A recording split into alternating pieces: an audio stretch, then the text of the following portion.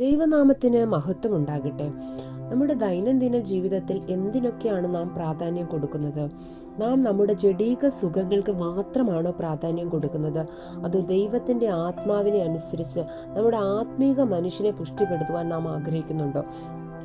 എങ്കിൽ ദൈവസന്നിധി നമുക്ക് പ്രാർത്ഥിക്കാം. ദൈവമേ, എൻ്റെ ഉള്ളിലെ ആത്മീക മനുഷ്യനെ പുഷ്ടിപ്പെടുത്തുവാൻ ഞാൻ ആഗ്രഹിക്കുന്നു.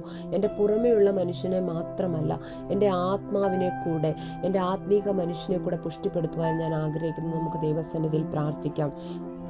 ഇന്നത്തെ നമ്മുടെ ചിന്തയുടെ തലക്കെട്ടെന്ന് പറഞ്ഞാൽ, God must increase but I must decrease. ദൈവം വളരണം, ഞാനോ കുറയണം. ഇതിനാധാരമായിട്ട് നമുക്ക് വായിക്കാം യോഹന്നാൻ 3:30, ജോൺ 3:30. ഇങ്ങനെ പറയുന്നു, അവൻ വളരണം, ഞാനോ കുറയണം. ഇതിന്റെ സാഹചര്യം നമ്മൾ നോക്കുകയാണെങ്കിൽ യോഹന്നാൻ സ്നാപകനായ യോഹന്നാൻ പറഞ്ഞിരിക്കുന്ന ഒരു വചനമാണ്, അവൻ വളരണം, ഞാനോ കുറയണം. യേശു കർത്താവിൻ്റെ സാക്ഷിയാകുവാൻ ഭൂമിയിലേക്ക് വന്നതാണ് യോഹന്നാൻ സ്നാപകൻ. അപ്പോൾ അങ്ങനെയുള്ള യോഹന്നാൻ സ്നാപകൻ ഭൂമിയിലായിരിക്കുമ്പോൾ പറഞ്ഞൊരു കാര്യമാണ്, അവൻ വളരണം, ഞാനോ കുറയണം. അപ്പോൾ യോഹന്നാൻ സ്നാപകൻ പറഞ്ഞതുപോലെ നമുക്ക് നമ്മെ തന്നെ ശോധന ചെയ്യാം. കർത്താവ് എന്നിൽ വളരണം, ഞാനോ കുറയണം. കർത്താവ് എന്നിൽ എങ്ങനെയാണ് വളരുന്നത്? ഞാൻ എങ്ങനെയാണ് കുറയുന്നത്? പലപ്പോഴും നമ്മുടെ ജീവിതത്തിൻ്റെ നമ്മുടെ സ്വഭാവങ്ങളെയൊക്കെ വെച്ച് നോക്കുകയാണെങ്കിൽ നമ്മളെല്ലാം മനുഷ്യരിൽ കുറേ സ്വഭാവമുണ്ട്. നമ്മൾ മാനുഷികമായിട്ട് നോക്കിക്കഴിഞ്ഞാൽ നമ്മളെ തന്നെ റിലേറ്റ് ചെയ്യാൻ പറ്റും. നമുക്ക് പല മാനുഷിക സ്വഭാവങ്ങൾ നമ്മിലുണ്ട്. നമുക്ക് ആരെങ്കിലും എന്തെങ്കിലുമൊക്കെ ചെയ്യുമ്പോൾ അവരോട് നമുക്കൊരു അസൂയ വരാം. അത് ഒരു മാനുഷിക സ്വഭാവമാണ്.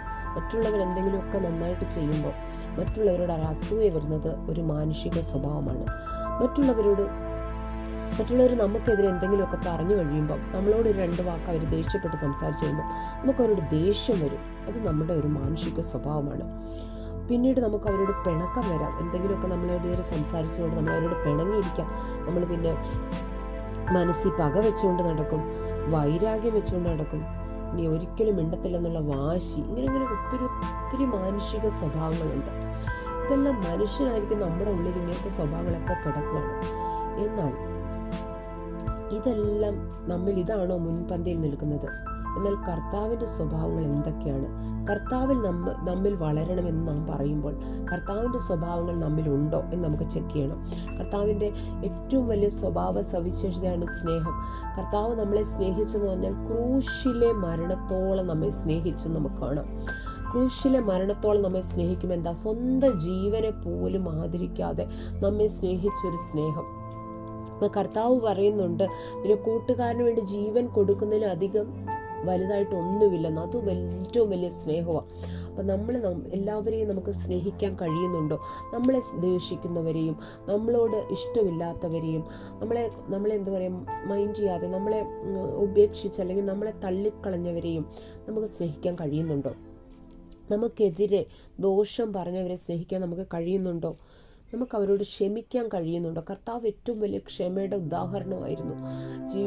ക്രൂശിൽ വെച്ച് തന്നെ കർത്താവിനെ അത്രത്തോളം നിന്ദിച്ചവരോട് പോലും കർത്താവ് ക്ഷമിച്ചു. എല്ലാവരോടും കർത്താവ് ക്ഷമിച്ചു. അപ്പം നമുക്കൊരു മാതൃക കാട്ടിത്തന്നു ക്ഷമിക്കാൻ. നമുക്ക് പറ്റുന്നുണ്ടോ?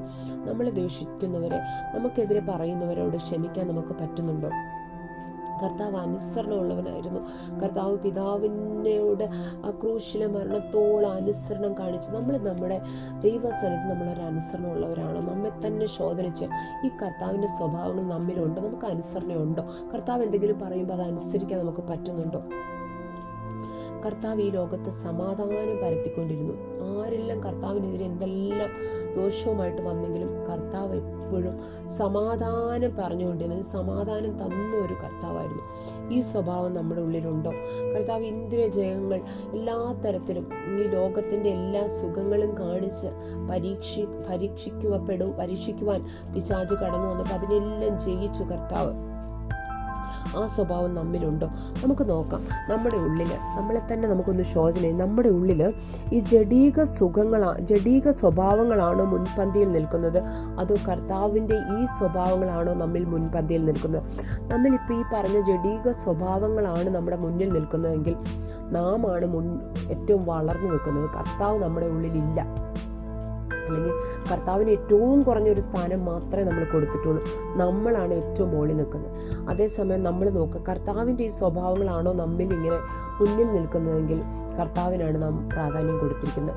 മറ്റ് അസൂയയും പിണക്കവും ദേഷ്യവും വൈരാഗ്യവും ഒക്കെ നമ്മൾ പുറകിൽ തള്ളിയേക്കുവാണെങ്കിൽ തീർച്ചയായിട്ടും കർത്താവിനാണ് നാം നമ്മുടെ ജീവിതത്തിൽ വളരുവാൻ, കർത്താവാണ് നമ്മിൽ വളർന്നു നിൽക്കുന്നത്, നാം കുറഞ്ഞു നിൽക്കുകയാണ്. അപ്പം നമ്മൾ അങ്ങനെ അല്ലെങ്കിൽ ദൈവസന്നിധി നമുക്ക് സമർപ്പിക്കാം. ദൈവമേ, ഇതുപോലുള്ള മാനസിക സ്വഭാവങ്ങളാണ് എന്നെ വളർന്നു നിൽക്കുന്നത്, ഞാൻ കുറയണം കർത്താവെ, അങ്ങനെ വളരണം കർത്താവെ. നമുക്ക് സമർപ്പിച്ച് പ്രാർത്ഥിക്കാം.